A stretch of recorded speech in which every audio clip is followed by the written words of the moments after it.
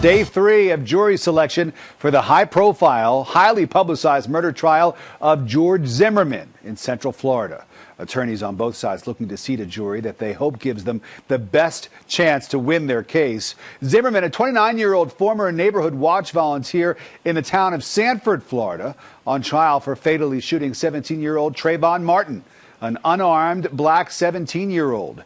Zimmerman claims he shot his weapon in self-defense. Today, potential jurors took questions from the attorneys who explained the complexity of the issues that will come into play during the upcoming trial. A couple of questions. What this initial part right now, as you probably figured out, is just to find out what you know about the case before you sit as a juror.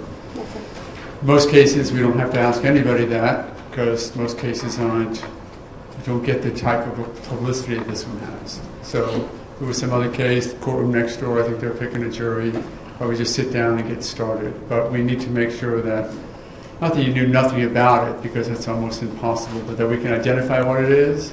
Because I think once you speak it, then it's out in the open and we can address it, okay? So that's going to be the basis for my questions. The national and at times heated media coverage following Martin's death is a concern. Attorneys asking potential jurors if they can keep an open mind throughout the trial. Are your beliefs such that you don't think you can set them aside? Perhaps, yeah. Okay, so you believe that you're biased one way or the other in this case? Yeah. Okay, and listen, there's no right answer other than what the truth is. I'm not trying to get you to sway one way or the other. At this time, you believe you cannot be fair to the defendant, Mr. Zimmerman?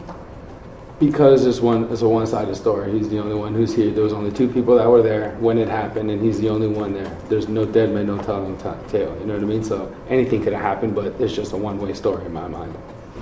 And if you live long enough, you know that whatever happens initially, what comes out of it, it's going to take a little bit more exploration to see what the whole thing, whatever the thing is, was about, what all the parts of that puzzle are. And so while you might have an opinion in the beginning, it's probably not the one you're going to have at the end because you have more information to base it on. So while we debated, if you want to call it that, or just shared information, I think we were all steady enough to realize that more is going to come out of this. And social media also playing a role in today's process as a potential juror gets dismissed for a Facebook post made at some point after Martin's death.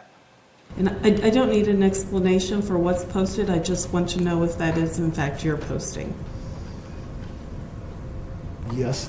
Okay. Yes, that is. Okay, thank you very much. Counsel, want to approach? Prosecutors and defense attorneys will have to agree on 6 jurors and 4 alternates. Jury selection is expected to last at least through this week and maybe even longer. We'll have continuous coverage of the trial right here at foxnews.com/Zimmerman. In New York, Rick Folbaum, Fox News.